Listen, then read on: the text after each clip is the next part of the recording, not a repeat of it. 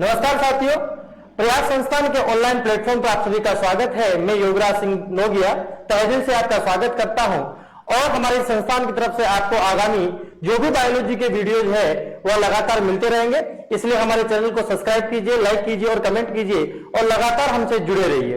तो आज हम बात करेंगे जिस टॉपिक के बारे में, वह है अपना बायोटेक्नोलॉजी के बारे में, जो एक बेहतरीन टॉपिक है जहां से बहुत सारे कंपटीशन में क्वेश्चन पूछे जाते हैं। तो आज हम अपने टॉपिक के बारे में जानेंगे जिसे बायोटेक्नोलॉजी कहते हैं, जैव प्रौद्योगिकी कहते हैं। तो सीधा हम अपने टॉपिक चलते हैं। तो बात करेंगे आज हम जैव प्रौद्योगिकी के बारे में। जैव प्रौद्योगिकी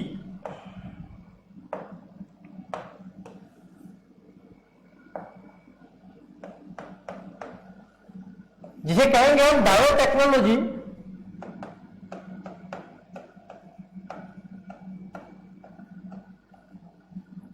तो बायोटेक्नोलॉजी है क्या, हम चर्चा करते हैं सबसे पहले कि इस शब्द की रचना कैसे हुई। बायोटेक्नोलॉजी दो शब्दों से मिलकर बना है, जिसमें हम बात करते हैं बायो और दूसरा हम बात करते हैं टेक्नोलॉजी।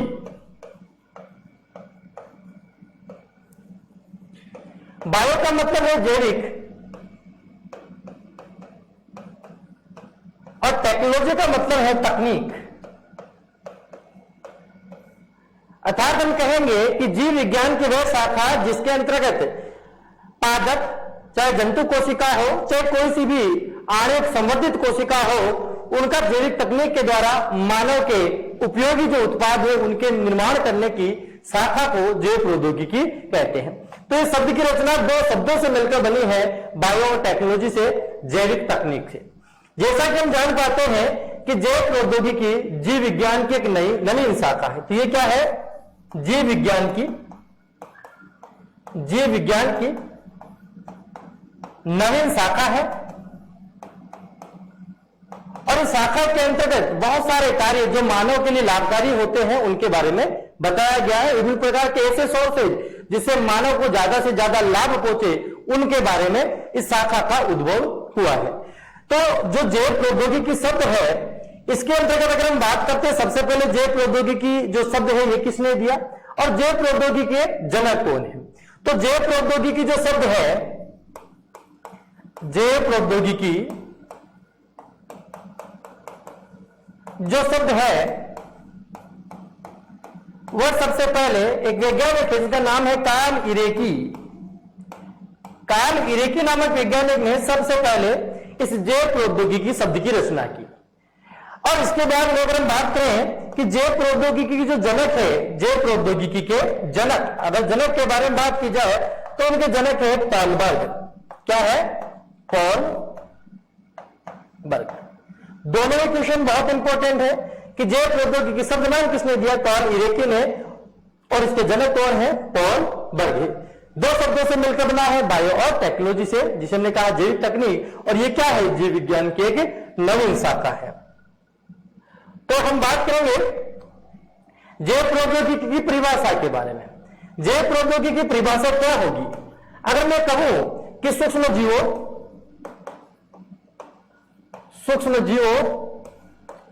पादप एवं जंतु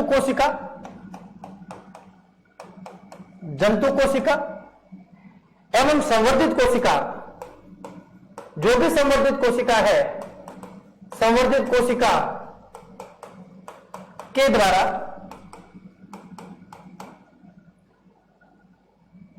द्वारा मानव के उपयोगी, लाभकारी उत्पादों का निर्माण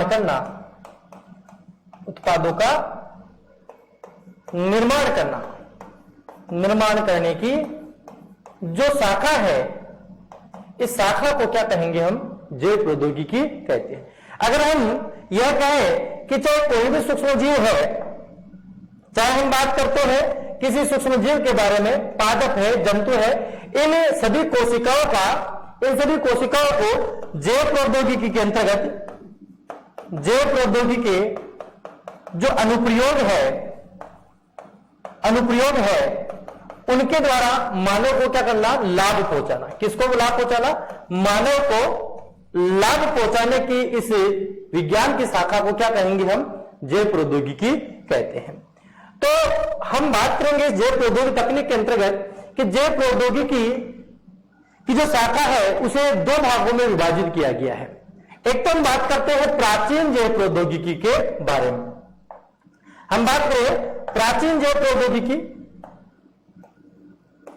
प्राचीन जैव प्रौद्योगिकी। तो प्राचीन जैव प्रौद्योगिकी के अंतर्गत क्या है कि प्राचीन काल से ही सूक्ष्मजीवों का उपयोग मानव के कल्याणकारी उत्पादों के लिए किया जाता है। तो इसकी परिभाषा को अगर हम बात करें कि प्राचीन काल से, परंपरागत रूप से प्राचीन काल से सूक्ष्मजीवों का उपयोग, सूक्ष्मजीवों का उपयोग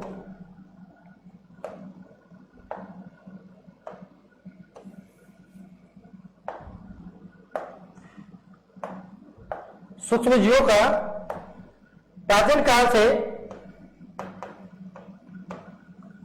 सूक्ष्मजीवों का उपयोग मानव कल्याण के लिए किया जा रहा है, मानव कल्याण के लिए किया जाता है। इसी शाखा को हम क्या कहेंगे, प्राचीन जैव प्रौद्योगिकी कहेंगे। जैसे हम जानते हैं कि प्राचीन काल से ही दूध को किसमें परिवर्तित किया जा रहा है, दही में परिवर्तित किया जा रहा है। तो दूध को जब दही में परिवर्तित किया जा रहा है तो इस क्रिया के लिए एक विशिष्ट प्रकार के बैक्टीरिया का उपयोग किया जाता है जिसे हम कहते हैं LAB। LAB जिसे हम कहते हैं लैक्टिक एसिड बैक्टीरिया। क्या कहेंगे आप, लैक्टिक एसिड बैक्टीरिया। ठीक है। तो जैसे हम बात करते हैं दूध में निवेश द्रव्य के रूप में जो जावन डाला जाता है उससे दही का निर्माण होता है, लेकिन जो निवेश द्रव्य है उसमें कौन सा बैक्टीरिया पाया जाता है, LAB बैक्टीरिया पाया जाता है, लैक्टिक एसिड बैक्टीरिया पाया जाता है जो दूध को दही में परिवर्तित करने का कार्य करता है। तो यहां पर प्रश्न पूछा जा सकता है कि दूध को दही में परिवर्तित करने वाला बैक्टीरिया कौन सा है, LAB है, लैक्टिक एसिड बैक्टीरिया है, और जिसका उपयोग प्राचीन काल से लगातार मानव है वह अपने लाभ के लिए, अपने कल्याण के लिए कर रहा है। इसी प्रकार अगर हम बात करते हैं शराब बनाने के लिए, जैसे कोई भी कार्बोहाइड्रेट है, कार्बोहाइड्रेट चाहे कोई सा भी है, और उस कार्बोहाइड्रेट में जब किण्वन की क्रिया होती है, फर्मेंटेशन की क्रिया होती है, तो उसके द्वारा क्या बनाया जाता है, शराब बनाई जाती है। उसके द्वारा क्या बन रहा है, यह शराब बनाई जाती है। तो इस शराब के निर्माण के लिए एक विशिष्ट जो बैक्टीरिया है, एक विशिष्ट जो कवक है, उसको हम बात करते हैं सैकेरोमाइसीज, सैकेरोमाइसीज सेरेवेसी। तो सैकेरोमाइसीज सेरेवेसी इस कवक के द्वारा जो कार्बोहाइड्रेट होता है उसे शराब में परिवर्तित किया जाता है। बहुत अच्छा प्रश्न है कि शराब के निर्माण के लिए किस कवक का उपयोग, किस सूक्ष्मजीव का उपयोग किया जाता है, सैकेरोमाइसीज सेरेवेसी का उपयोग किया जाता है। तो इसी कारण इस कवक से शराब का निर्माण होता है, इसलिए इस कवक को बीवर्स यीस्ट के नाम से भी जाना जाता है। किस नाम से, बीवर्स यीस्ट के नाम से, बीवर्स यीस्ट के नाम से भी इस कवक को जाना जाता है। प्रश्न पूछा जाता है कि बीवर्स यीस्ट के नाम से किस सूक्ष्मजीव को जाना जाता है, सैकेरोमाइसीज सेरेवेसी को। और कार्बोहाइड्रेट के द्वारा शराब के निर्माण के लिए, शराब के निर्माण के लिए किस कवक का उपयोग करेंगे, सैकेरोमाइसीज सेरेवेसी का। इसी प्रकार अगर हम बात करते हैं कि दूध के द्वारा पनीर का निर्माण किया जाता है, जो दूध होता है उस दूध के द्वारा क्या बनता है, पनीर बनता है। दूध के द्वारा पनीर बनता है। पनीर के अलग अलग प्रकार की किस्में होती है, लेकिन अगर हम बात करें दूध के निर्माण के लिए जिस जीवाणु का उपयोग करते हैं उसे कहते हैं प्रोपियोनियम सारमेनाई। तो अगर हम बात करें प्रोपियोनियम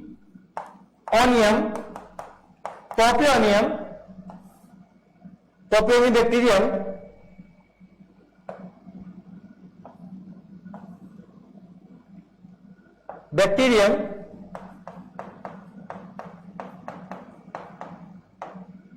सारमेनाई, इस जीवाणु के द्वारा दूध से पनीर का निर्माण किया जाता है। तो यह जो कार्य है वह प्राचीन काल से ही, यह कार्य प्राचीन काल से ही किया जा रहा है, इसीलिए इस शाखा को प्राचीन जैव प्रौद्योगिकी कहते हैं। अब वर्तमान समय में जैव प्रौद्योगिकी का एक रूप परिवर्तित हुआ है, जहां पर एक नई शाखा का उद्भव हुआ और उसे हम कहेंगे नवीन जैव प्रौद्योगिकी। नवीन जैव प्रौद्योगिकी। नवीन जैव प्रौद्योगिकी का तात्पर्य क्या है? नवीन जैव प्रौद्योगिकी का तात्पर्य है कि पुनःयोगज डीएनए का निर्माण करके, पुनःयोगज डीएनए के द्वारा मानव के, पुनःयोगज डीएनए के द्वारा मानव के लाभकारी उत्पादों का निर्माण करना, लाभकारी उत्पादों के निर्माण करने की शाखा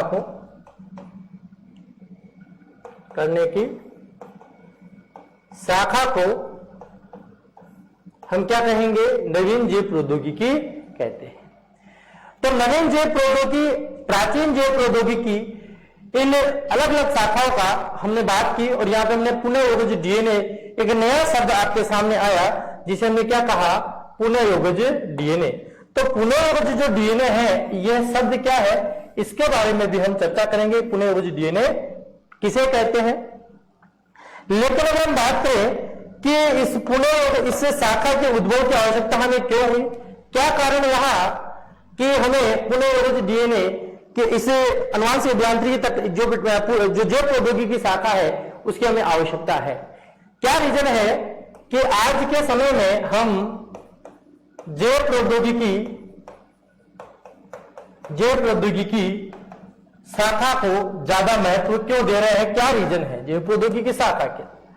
तो अगर हम बात कर पाए कि जैव प्रौद्योगिकी शाखा को हम क्यों महत्व दे रहे हैं, तो वर्तमान समय में जो खाद्यान्न की कमी है, अगर मैं कहूं कुछ बिंदुओं के आधार पर कि जैसे हमने कहा खाद्यान्न की कमी को दूर करने के लिए वर्तमान समय में जैसे हम बात कर पाते हैं कि जो विभिन्न प्रकार की गंभीर बीमारियां हैं, बीमारियों के निदान के लिए,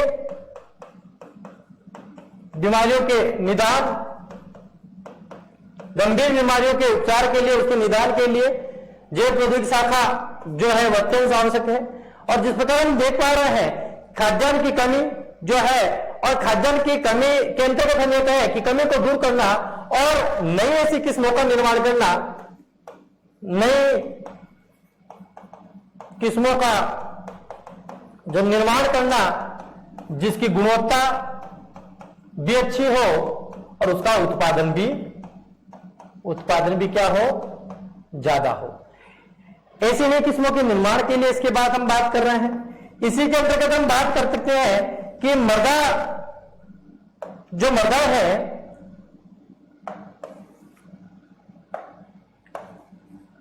मृदा की जो उर्वरकता है, मृदा की उर्वरकता में जो ह्रास है, जो उसके पोषक तत्वों में कमी आ रही है, उसे बचाने के लिए, मृदा की उर्वरकता को बढ़ाने के लिए जैव प्रौद्योगिकी शाखा का उपयोग है।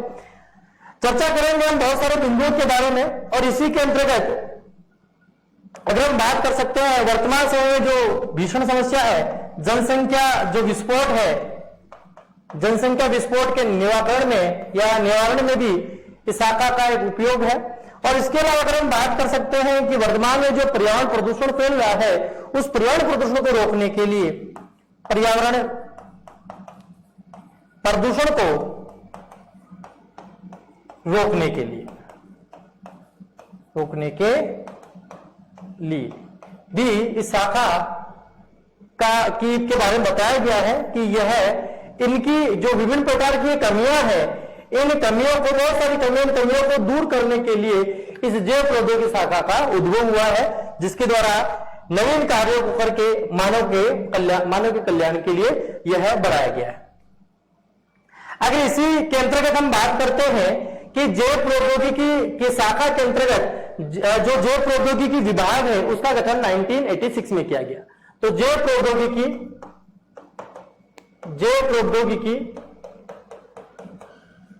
जो विभाग है इसका गठन 1986 में कहां पर? नई दिल्ली में किया गया। और हम बात करें कि एक परिभाषा है जिसे हम कहते हैं यूरोपियन फेडरेशन संघ।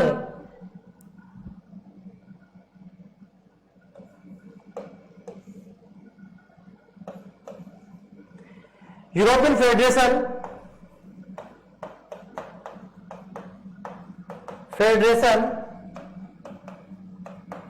संघ के अंतर्गत एक परिभाषा दी गई है जैव प्रौद्योगिकी। किसे कहेंगे हम जैव प्रौद्योगिकी? हम कहेंगे कि जैव प्रौद्योगिकी जो शाखा है इसके अंतर्गत सूक्ष्मजीवों, पादपों, जंतु एवं जो संवर्धित कोशिका है, कोशिकाओं को आनुवांशिक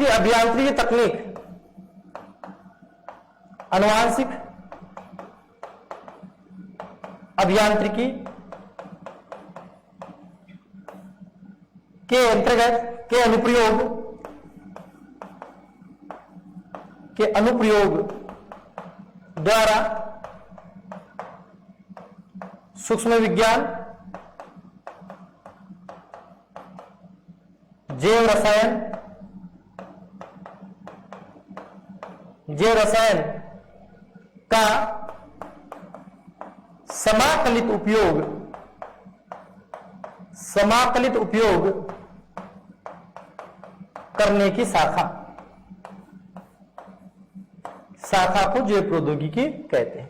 यानी जैव प्रौद्योगिकी तकनीक में जो भी सूक्ष्म जीव है, प्रकृति में पाए जाने वाले जो सूक्ष्म जीव है, पादप है, जंतु है या वो संवर्धित कोशिका है, उनका आनुवांशिक अभियांत्रिकी तकनीक के द्वारा इनके अनुप्रयोगों को सूक्ष्म विज्ञान, जैव रसायन के द्वारा समाकलित उपयोग करके मानव के विभिन्न प्रकार के कल्याणकारी उत्पादों का जो निर्माण किया जाता है, इसी शाखा को क्या कहा जाता है? जैव प्रौद्योगिकी कहा जाता है।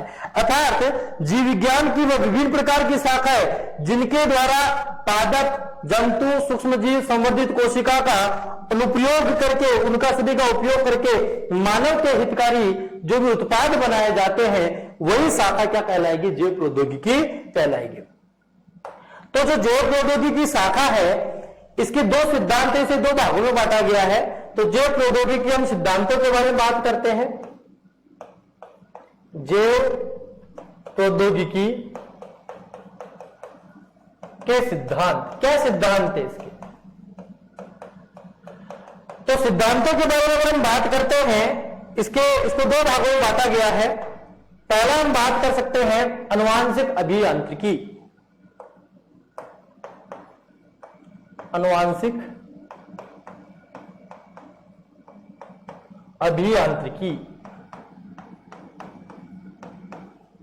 जिसे हमने क्या कहा? Genetic engineering.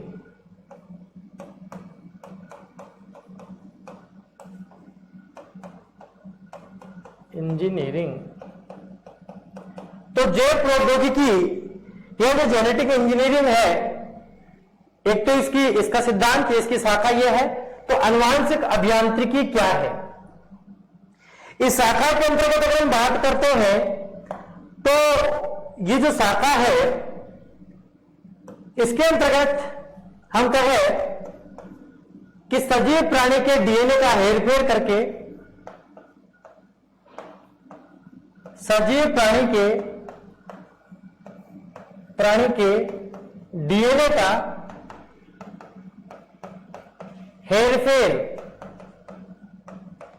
सजीव प्राणी के डीएनए का हेरफेर करके एक नए डीएनए का निर्माण किया जाता है, नए डीएनए का निर्माण किया जाता है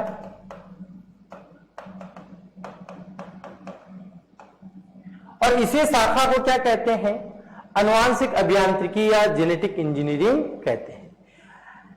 इस शाखा के अंतर्गत हम लोग कहा एक सजीव प्राणी के डीएनए की काट छाट करके, क्या कहेंगे हम? सजीव प्राणी के डीएनए की काट छाट करके या उसके हेरफेर करके एक नए डीएनए का निर्माण किया जाता है। क्या किया जाता है? एक नए डीएनए का निर्माण किया जाता है। इसी शाखा को आनुवांशिक अभियांत्रिकी कहा जाता है। जिस प्रकार दर्जी के पास में कपड़ा होता है, अगर हम बात करें कि आनुवांशिक अभियांत्रिकी शाखा को डीएनए टेलरिंग भी कहते हैं, मैनिपुलिंग भी कहते हैं। डीएनए टेलरिंग इस शाखा को क्या कहते हैं? डीएनए टेलरिंग भी कहते हैं या मेनू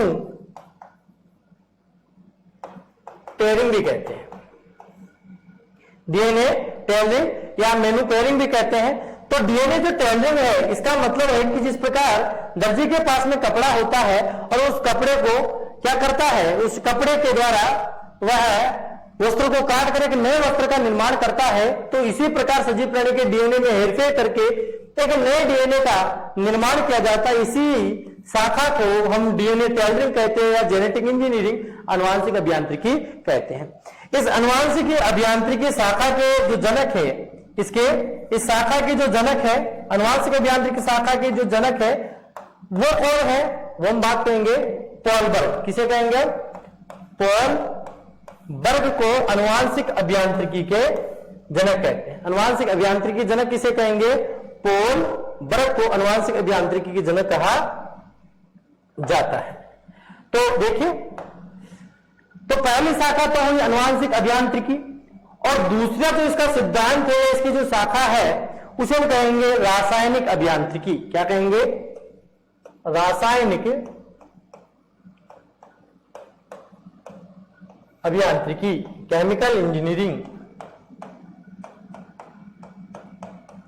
रासायनिक अभियांत्रिकी। तो रासायनिक अभियांत्रिकी का तात्पर्य क्या है? इसका तात्पर्य है कि रोगाणु मुक्त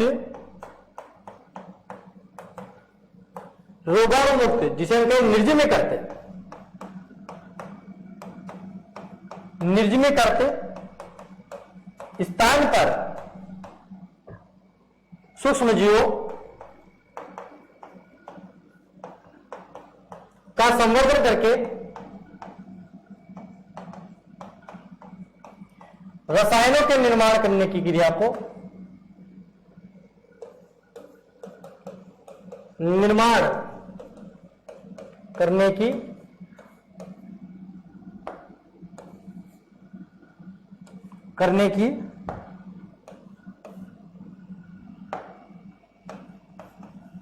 शाखा को क्या कहेंगे? रासायनिक अभियांत्रिकी कहते हैं। अर्थात किसी भी निर्जमीकृत स्थान, रोगाणुमुक्त स्थान पर सूक्ष्मजीवों का संवर्धन करके क्या करना? नए रसायनों का निर्माण करना, टीकों का निर्माण करना। इस शाखा को क्या कहेंगे? रासायनिक अभियांत्रिकी कहते हैं। और इस शाखा के अंतर्गत क्या बनाए जाते हैं? इस शाखा के अंतर्गत विभिन्न प्रकार के एंजाइमों का निर्माण किया जाता है। एंजाइम का निर्माण करना, अगर हम बात करते हैं विभिन्न प्रकार के टीकों का निर्माण करना, तो एंजाइम का निर्माण करना, टीकों का निर्माण करना या एंटीबायोटिक प्रतिजैविक जो दवाइयां हैं उनके निर्माण करने की शाखा को रासायनिक अभियांत्रिकी कहते हैं। तो ये तो बात हुई रासायनिक अभियांत्रिकी के बारे में। यहां हम बात करेंगे रासायनिक अभियांत्रिकी के बाद में जो रासायनिक अभियांत्रिकी के बाद में हम बात करते हैं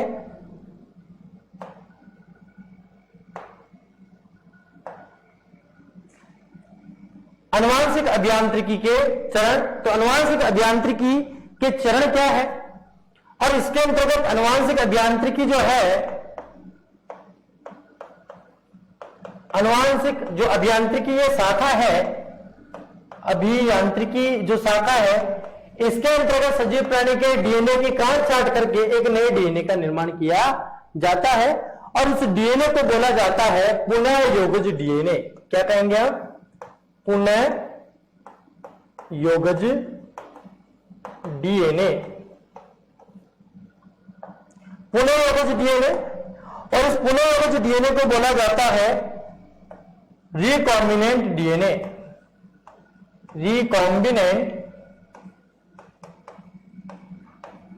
रिकॉम्बिनेंट डीएनए। इस रिकॉम्बिनेंट डीएनए को हम काइमेरिक डीएनए भी कहते हैं। क्या कहेंगे? काइमेरिक डीएनए, और इसे संकर डीएनए के नाम से भी जाना जाता है, संकर डीएनए। तो इसकी परिभाषा क्या होगी कि पुनःयोगज डीएनए या रिकॉम्बिनेंट डीएनए या काइमेरिक डीएनए किसे कहते हैं? इसकी परिभाषा क्या होगी? हम कह सकते हैं कि वांछित डीएनए और वाहक डीएनए को डीएनए लाइगेज एंजाइम के द्वारा जोड़कर जो नया डीएनए बनाया जाता है उसे हम क्या कहते हैं? पुनःयोगज डीएनए कहते हैं। हमने क्या कहा कि वांछित डीएनए और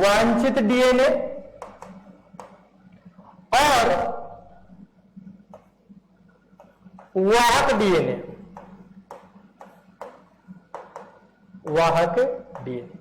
वांछित डीएनए और वाहक डीएनए को किस एंजाइम के द्वारा डीएनए लाइगेज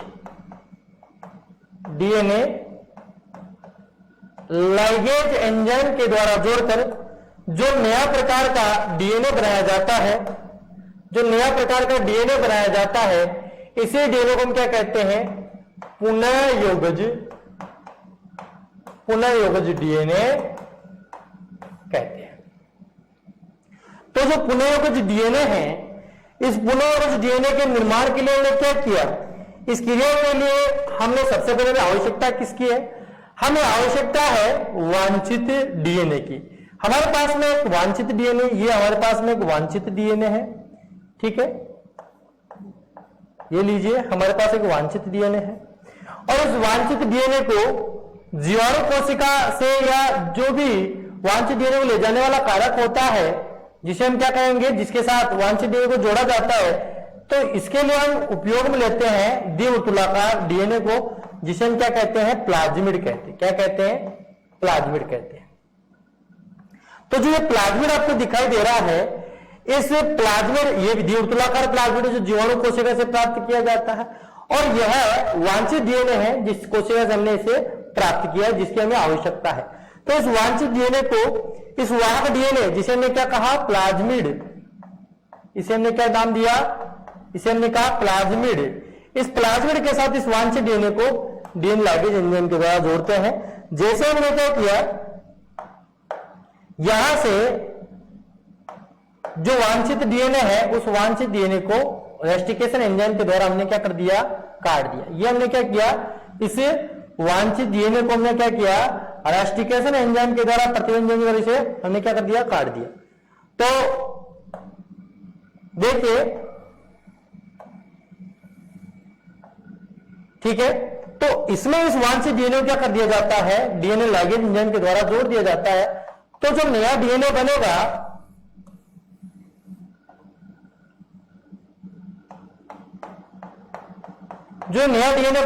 इस डीएनए को हम क्या कहेंगे? पुनःयोगज डीएनए कहेंगे। क्या कहेंगे? पुनःयोगज डीएनए कहेंगे। वांछित डीएनए और वाहक डीएनए, वांछित डीएनए और वाहक डीएनए को डीएनए लाइगेज एंजाइम के द्वारा जोड़कर जो नया डीएनए बनाया जाता है, इसी डीएनए को हम क्या कहते हैं? पुनःयोगज डीएनए कहते हैं। क्या कहेंगे इसको? पुनःयोगज डीएनए। जैसा आप देख पा रहे हैं कि ये हमारे पास में क्या है? ये हमारे पास में क्या है?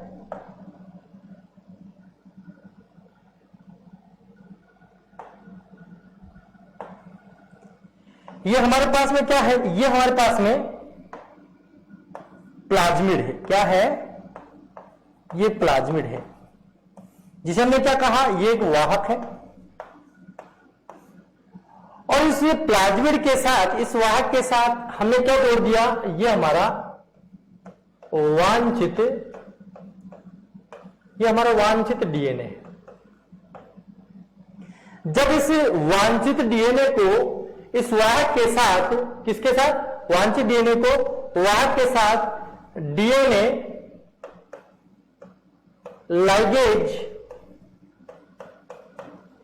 एंजाइम के द्वारा जोड़ दिया जाता है तो एक नया डीएनए बनता है और इसी डीएनए को हम क्या कहते हैं? पुनः योगज डीएनए, पुनः योगज डीएनए कहते हैं। क्योंकि इसके अंदर जो दो डीएनए है, जो वांछित डीएनए और वाहक डीएनए दोनों जुड़े हुए हैं, इसीलिए इस डीएनए को हम क्या कहेंगे? काइमेरिक डीएनए भी से कहेंगे। क्या कहेंगे? काइमेरिक, काइमेरिक इसे डीएनए भी कहेंगे।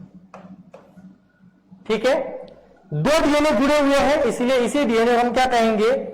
संकर डीएनए भी से कहते हैं।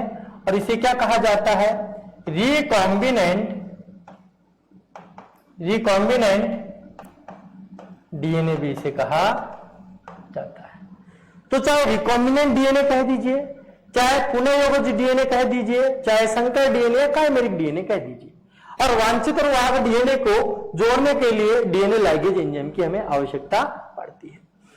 तो अब तक हमने जाना कि इस अनुवांशिकी अभियांत्रिकी, जेनेटिक इंजीनियरिंग जो शाखा है, अनुवांशिक अभियांत्रिकी जो तकनीक है, इस अनुवांशिकी अभियांत्रिकी तकनीक में हमें किस किस की आवश्यकता होगी। मैं यह कह दूं कि पुनः योगज डीएनए के निर्माण के लिए, पुनः योगज डीएनए के निर्माण के लिए या अनुवांशिकी अभियांत्रिकी तकनीक के अंतर्गत हमें किन किन साधनों की आवश्यकता होगी।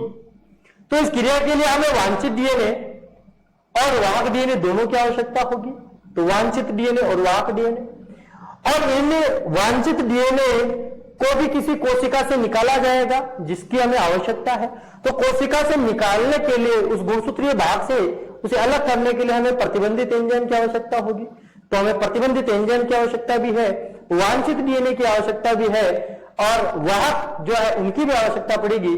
और इन दोनों को जोड़ने के लिए डीएनए लाइगेज एंजाइम की आवश्यकता होगी। और फिर इस पुनः योगज डीएनए को एक परपोषी कोशिका, परपोषी आतिथ्य कोशिका में जहां इस पुनः योगज डीएनए की कई प्रतिलिपियों का निर्माण होगा, उसकी भी हमें आवश्यकता पड़ेगी। तो हम ये कह दें कि अनुवांशिक अभियांत्रिकी के चरण या पुनः योगज डीएनए तकनीक के निर्माण के चरण क्या होंगे, उसकी हम चर्चा करते हैं। तो इस चर्चा में हम बात करेंगे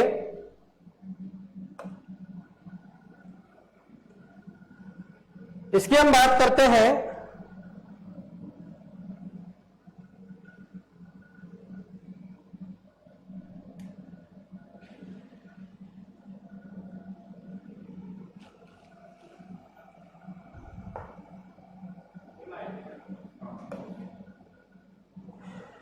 तो यहां हम बात करेंगे कि इसका निर्माण किस प्रकार से होगा, रिकॉम्बिनेंट डीएनए का।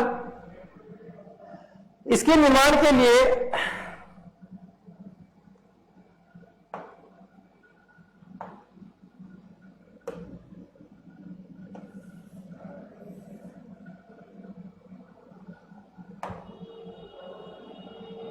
तो आप देख सकते हैं कि इसके लिए हम एक विशिष्ट प्रकार से हम इसकी बात करते हैं कि कैसे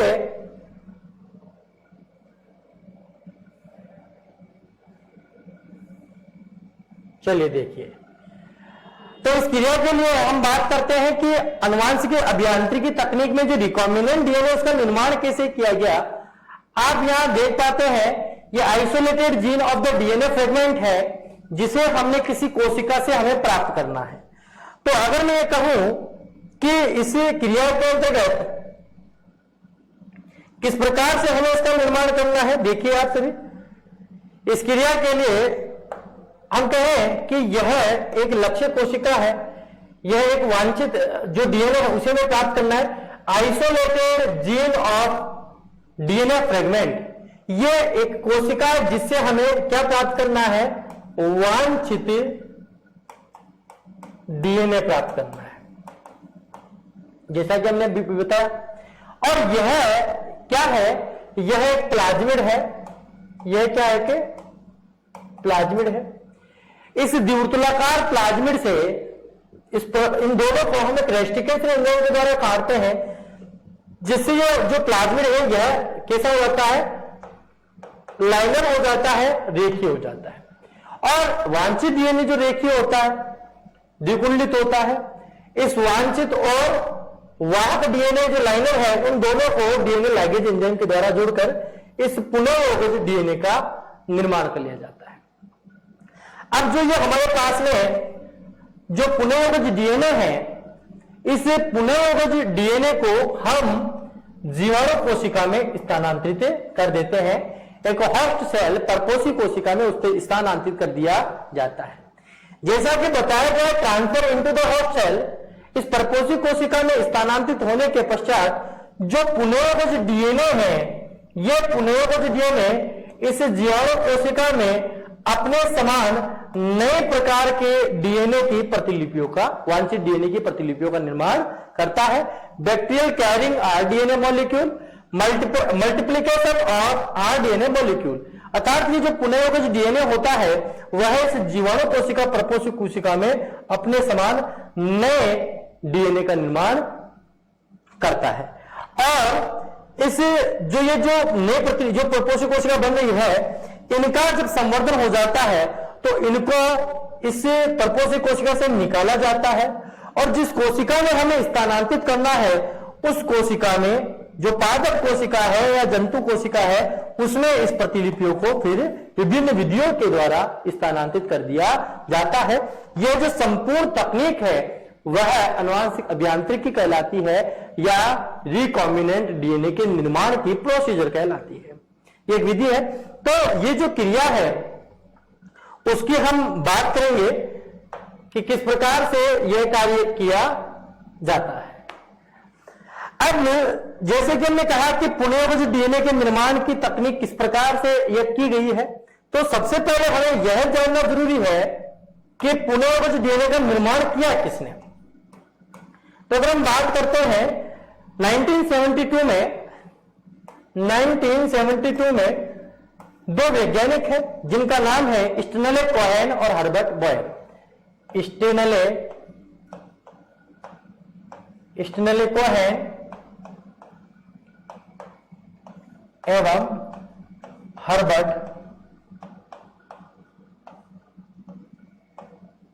हर्बर्ट बॉयर। स्टेनले कोहेन और हर्बर्ट बॉयर ने सबसे पहले इस पुनर्योगज डीएनए का निर्माण किया। इन्होंने सबसे पहले बैक्टीरिया लिया जिसका नाम है साल्मोनेला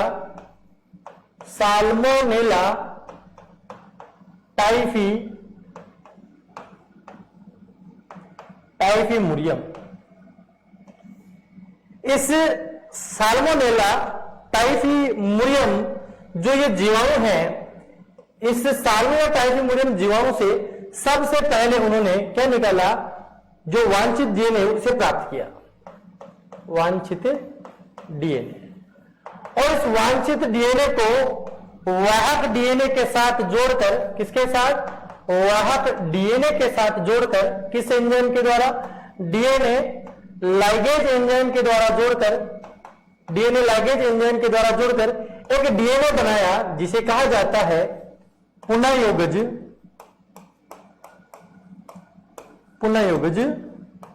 डीएनए। और इस पुनर्योगज डीएनए का निर्माण करके सबसे पहले पुनर्योगज डीएनए को जो ई कोलाई जीवाणु है, कौन सा जीवाणु, E coli, Escherichia coli, E coli जो बैक्टीरिया है, इस जीवाणु में इस पुनर्योगज डीएनए को स्थानांतरित करने का कार्य किया। किसने किया, स्टेनले कोहेन और हर्बर्ट बॉयर। तो सबसे पहले जो पुनर्योगज डीएनए का निर्माण है वो किसने किया, स्टेनले कोहेन और हर्बर्ट बॉयर ने। साल्मोनेला टाइफीमुरियम जीवाणु से वांछित डीएनए को निकालकर वाहक डीएनए के साथ डीएनए लाइगेज एंजाइम के द्वारा जोड़कर पुनर्योगज डीएनए का निर्माण किया और इस पुनर्योगज डीएनए को ई कोलाई जीवाणु में क्या कर दिया, उन्होंने स्थानांतरित किया। तो पुनर्योगज डीएनए के निर्माण की जो प्रारंभिक जो चरण था वो स्टेनले कोहेन और हर्बर्ट बॉयर से को माना जाता है। तो अगर हम बात करते हैं इसके अंतर्गत आगे की जो चर्चा करते हैं, देखिए तो ये जो क्रिया है जो पुनर्योगज डीएनए के निर्माण के बारे में हमने बताई। अगर हम ये कहें कि पुनर्योगज निर्माण के चरण क्या है, पुनर्योगज डीएनए की क्रियाविधि या पुनर्योगज निर्माण के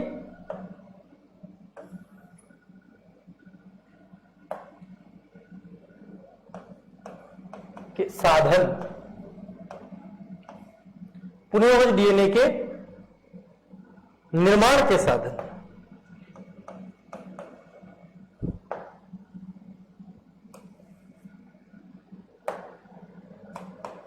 निर्माण के साधन कि पुनर्योगज डीएनए निर्माण के क्या क्या साधन प्रयोग में लिए जाते हैं। अगर हम ये कह दे या कह दे कि आनुवांशिक अभियांत्रिकी तकनीक में काम में आने वाले साधन, हम ये भी कह सकते हैं कि आनुवांशिक, मैं ऊपर लिख देता हूं, आनुवांशिक अभियांत्रिकी तकनीक के, आनुवांशिक अभियांत्रिकी तकनीक के साधन क्या है। तो जब साधनों के बारे में बात आती है तो हम बात करेंगे कौन कौन से साधन हैं जो इस तकनीक में काम में लिए जाएंगे। पहला जो इसमें हम साधन के बात करते हैं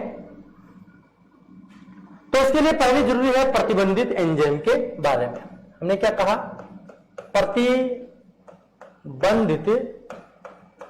प्रतिबंधित एंजाइम। हमें प्रतिबंधित एंजाइम की आवश्यकता होगी और प्रतिबंधित एंजाइम के अतिरिक्त हमें आवश्यकता पड़ेगी वाहक के बारे में, हमें आवश्यकता होगी वांछित डीएनए की आवश्यकता होगी हमें। इसके अलावा इस वांछित में वाहक डीएनए को जोड़ने के लिए हमें आवश्यकता होगी डीएनए लाइगेज एंजाइम के बारे में। और जब डीएनए लाइगेज एंजाइम के द्वारा जो जोड़ दिया जाएगा तो पुनर्योगज डीएनए बनेगा और उस पुनर्योगज डीएनए को वो परपोषी कोशिका में स्थानांतरित किया जाएगा। तो हमें किसकी आवश्यकता पड़ेगी, परपोषी हॉट सेल, परपोषी कोशिका आतिथ्य, इसकी हमें आवश्यकता पड़ेगी। तो प्रश्न पूछा जाए कि आनुवांशिक अभियांत्रिकी तकनीक के साधन कौन से हैं, या पूछा जाए पुनर्योगज डीएनए के निर्माण के साधन क्या है, तो हम कह सकते हैं कि ये जो निर्माण के साधन है वह प्रतिबंधित एंजाइम है, वाहक अणु है जिसे वेक्टर कहेंगे, प्रतिबंधित एंजाइम रेस्टिकेशन एंजाइम, वांछित डीएनए है, डीएनए लाइगेज एंजाइम है और परपोषी कोशिका आतिथ्य है। ये सभी एक पुनर्योगज डीएनए के निर्माण के लिए आवश्यक होते हैं। तो चर्चा करें, अगर हम बात करते हैं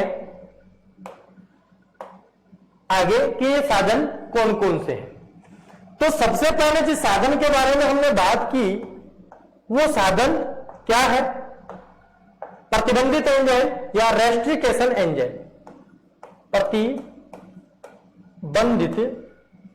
प्रतिबंधित एंजाइम, प्रतिबंधित एंजाइम क्या कहेंगे, रेस्ट्रिकेशन एंजाइम।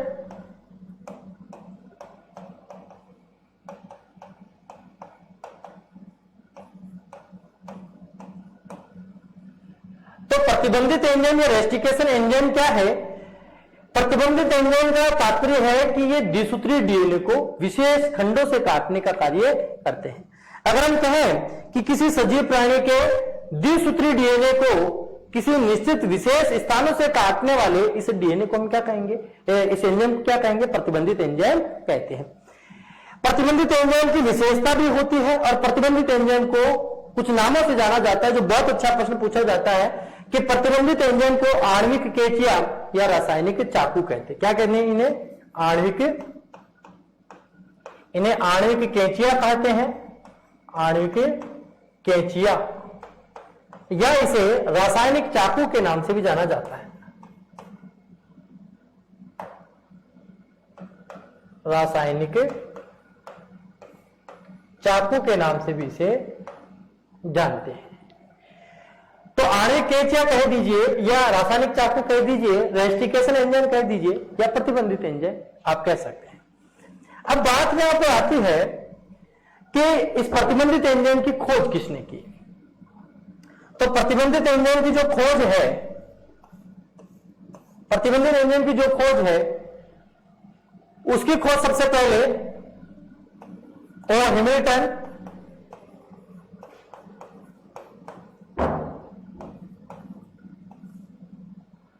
नार्थोप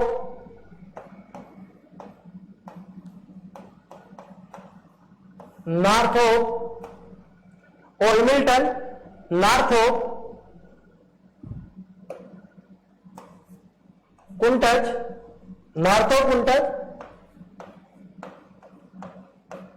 विलकॉक्स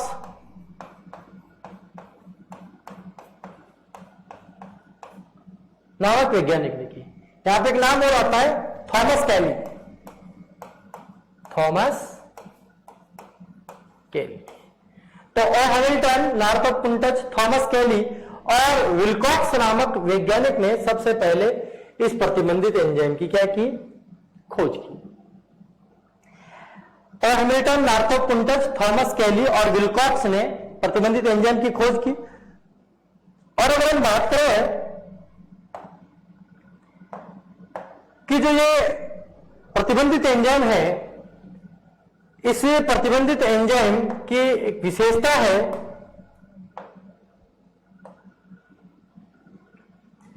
क्या विशेषता है?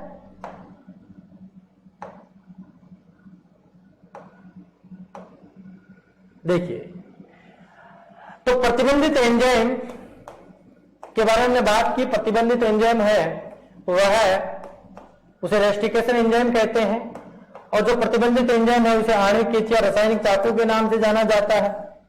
इसकी खोज हमने कहा और हैमिल्टन, नार्थोप कुंटज, थॉमस कैली और विलकॉक्स नामक वैज्ञानिक इसकी खोज की।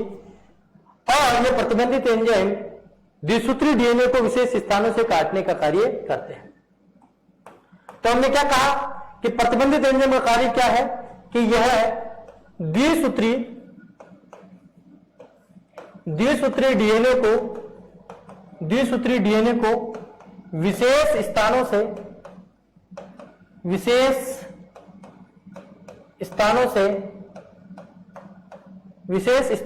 काटने का कार्य करते हैं।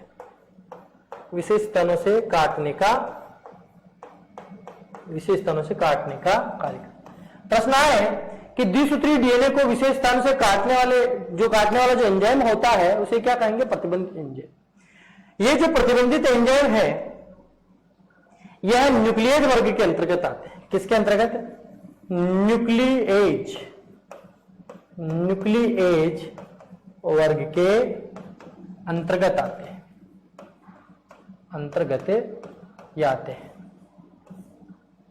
तो कौन से वर्ग के अंतर्गत आते हैं? न्यूक्लिएज वर्ग के अंतर्गत यह आते हैं। ये जो प्रतिबंधित एंजाइम है,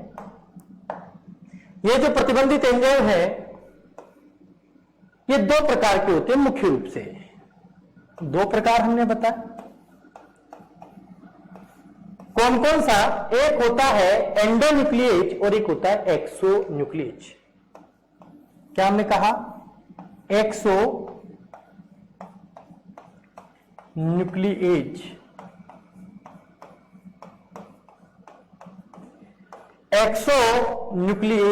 नाम से पता चल रहा है। एक्सो अर्थात डीएनए को सिरों से काटने वाले। क्या कहेंगे हम? डीएनए को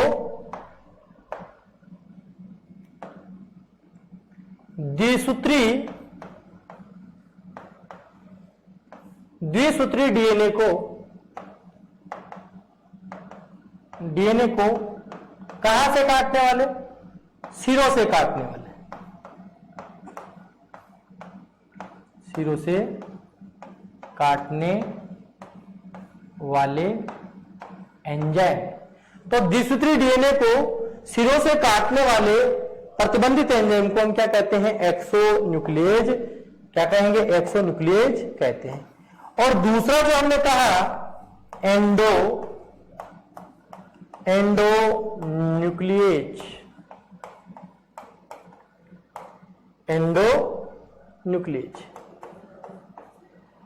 तो तो एंडोन्यूक्लियेज के बारे में हम चर्चा करते हैं। जैसे कि इसमें बताया कि जो एक्सोन्यूक्लियेज होता है वह डीएनए को सिरों से काटता है, जबकि एंडोन्यूक्लियेज होता है वह डीएनए को मध्य भाग से विशिष्ट स्थानों से काटने का कार्य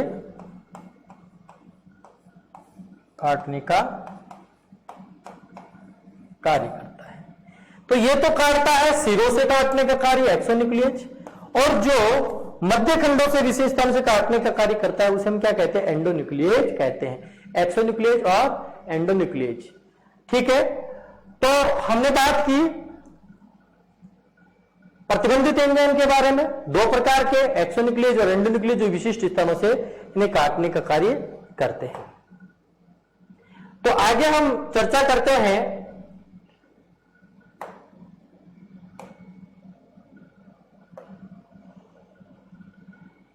इस एक्सो और एंडोन्यूक्लियेज के बारे में, लेकिन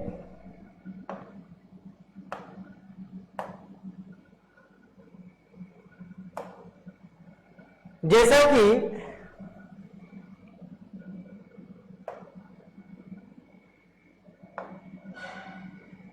एक्सो और एंडोन्यूक्लियेज के बारे में हम बात कर रहे हैं, और यहां हम बात करेंगे रेस्ट्रिकेशन एंजाइम के बारे में। यहां एक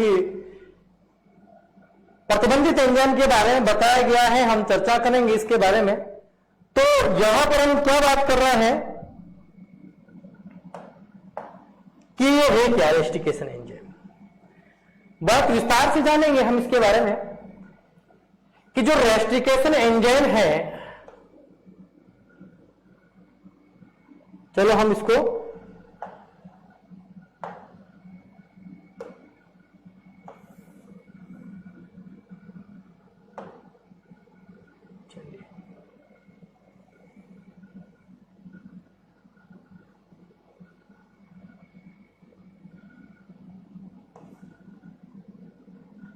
चलिए इसकी हम चर्चा करते हैं कि ये रेस्ट्रिकेशन एंजाइम है क्या। तो सबसे पहले हम रेस्ट्रिकेशन एंजाइम को जानने से पहले बात करते हैं कि रेस्ट्रिकेशन एंजाइम का कार्य कैसा है। सबसे पहले खोजा गया जो रेस्ट्रिकेशन एंजाइम है वह है हिंड सेकेंड।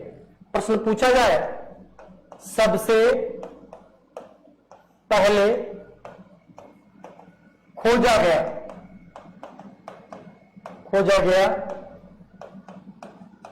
प्रतिबंधित एंजाइम, सबसे पहले खोजा गया प्रतिबंधित एंजाइम, ठीक है। तो सबसे पहले अगर हम बात करते हैं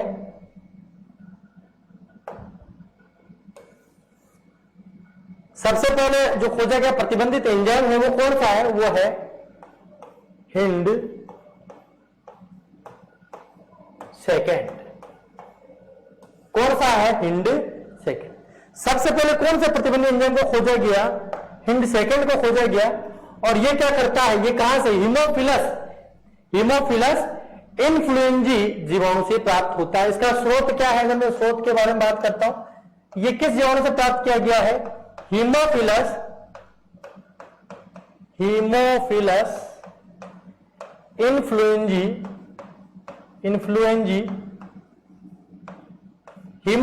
इन्फ्लुएंजी जीवाणु के द्वारा यह प्राप्त हुआ है। प्रश्न पूछा जाता है कि सबसे पहले खोजा गया प्रतिबंधित एंजाइम कौन सा है? हिंड सेकेंड है। अब बात करते हैं हम कुछ और इसी प्रकार चर्चा करते हैं। जैसे बैक्टीरिया है ई कोलाई, जो बैक्टीरिया ई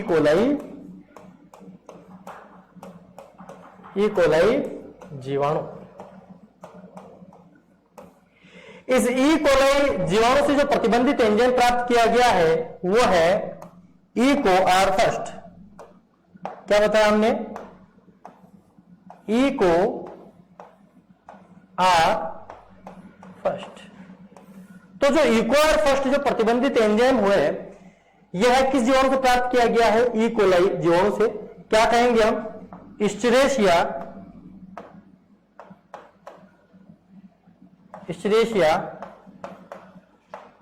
कोलाई, इस जीवाणु से यह प्रतिबंधित एंजाइम प्राप्त किया गया है। यह प्रतिबंधित एंजाइम क्या करते हैं, किसी भी डीएनए को निश्चित स्थान से काटने का कार्य करते हैं।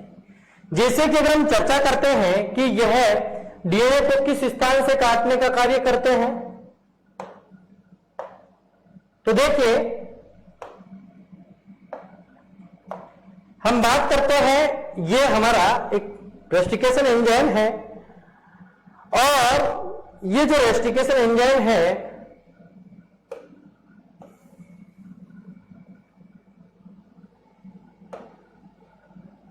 ये एक रेस्टिकेशन एंजाइम है जिसकी हम चर्चा कर रहे हैं।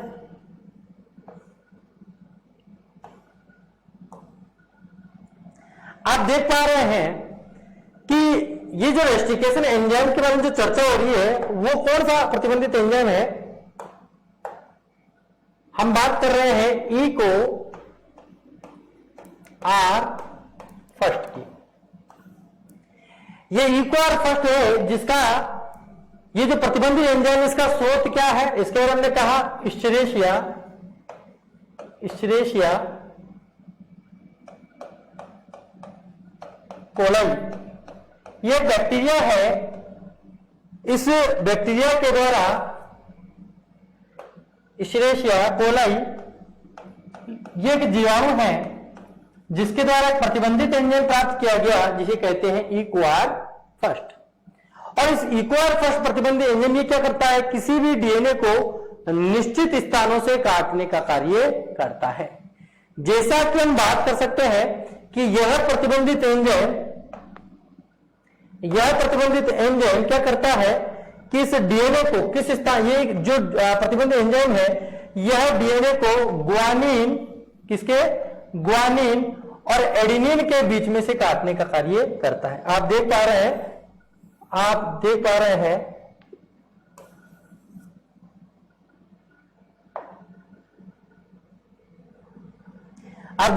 हैं कि इसके अंतर्गत जो प्रतिबंधित जो एंजाइम है जिसके बारे में हमने बात क्या की, इक्वार फर्स्ट, इको आर फर्स्ट, ये क्या करता है, इस द्विसूत्री डीएनए को कहां से काट रहा है, ग्वानिन किसके बीच में से काट रहा है, ये ग्वानिन के, ये क्या है ग्वानिन है और ये क्या है एडेनिन, इन दोनों के बीच में से काटने का कार्य कर रहा है। तो प्रश्न पूछा जाता है क्या कि जो प्रतिबंधित एंजाइम है इक्वार फर्स्ट है, इक्वार फर्स्ट द्विसूत्री डीएनए कहां से काटता है, ये काटता है ग्वानिन एवं जो एडेनिन नाइट्रोजन क्षारक है, नाइट्रोजन जो क्षारक है इन दोनों के बीच में से काटने का कार्य करता है। तो इसमें से जो बनने वाला जो डीएनए होगा जो बच जाएगा इसको काटने के बाद, तो ग्वानिन से काटा तो इधर तो बच गया क्या, एडेनिन थायमिन और साइटोसिन, और इधर बच गया साइटोसिन थायमिन एडेनिन। तो इसका तात्पर्य है कि यह इक्वार फर्स्ट जो प्रतिबंधित एंजाइम है वह डीएनए को ग्वानिन और एडेनिन के बीच में से काटने का कार्य करता है। इसका मतलब प्रतिबंधित एंजाइम निश्चित स्थान से द्विसूत्री डीएनए को काटता है। अब बात आती है कि जो यह प्रतिबंधित एंजाइम है, जो यह प्रतिबंधित एंजाइम है, ये जो प्रतिबंधित एंजाइम है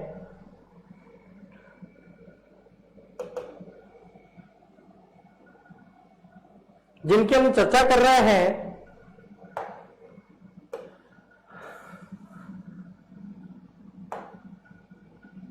जिसकी हमने चर्चा की कि इक्वार फर्स्ट होता है वह कहां पे, ग्वानिन और एडेनिन के बीच में से काटने का कार्य करता है। चलिए एक बात और सुनिए, प्रतिबंधित जो एंजाइम है इनका नामकरण कैसे किया जाता है। तो जैसे हम इनके नामकरण के बारे में बात आती है कि इसका जो नामकरण है, इसका नामकरण कैसे करेंगे हम, देखिए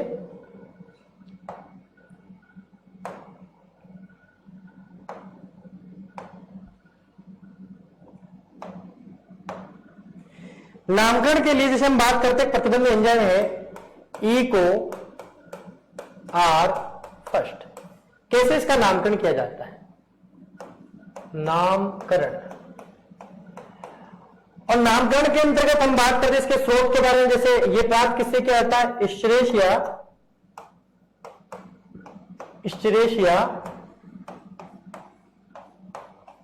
कोलाई जीवाणु से।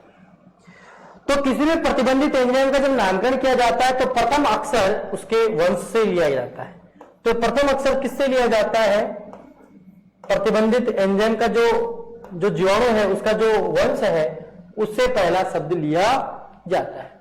प्रतिबंधित एंजाइम का जो दूसरा और तीसरा जो शब्द है यह लिया जाता है कि जिस स्रोत से हम प्रतिबंधित एंजाइम को प्राप्त कर रहे हैं उसका जो दूसरा और तीसरा जो जाति है, जैसे कोलाइस की जाति है तो यह इसकी जाति से दूसरा और तीसरा शब्द लिया जाता है। तो प्रतिबंधित एंजाइम का दूसरा और तीसरा शब्द जो भी स्रोत है, जो जीवाणु है जिससे प्रतिबंधित प्राप्त किया गया उसकी जाति से दूसरा और तीसरा शब्द लिया जाता है। अगला जो अक्षर है वो लिया जाता है उसके प्रभेद से। किससे लिया जाएगा? प्रभेद से। और जो अगला अक्षर है वो लिया जाता है प्रभेद के क्रम से। इसलिए हमने कहा कि जैसे इस्चरेशिया कोलाई है उसमें प्रथम अक्षर क्या है? वंश है। दूसरा और तीसरा अक्षर ने क्या कहा? जाति है। आर क्या है? प्रभेद है। और फर्स्ट क्या है? प्रभेद का क्रम है। इस आधार पर इस जीवाणु के द्वारा प्राप्त प्रतिबंधित एंजाइम का नामकरण किया गया है। तो हम बात करते हैं प्रतिबंधित एंजाइम के बारे में।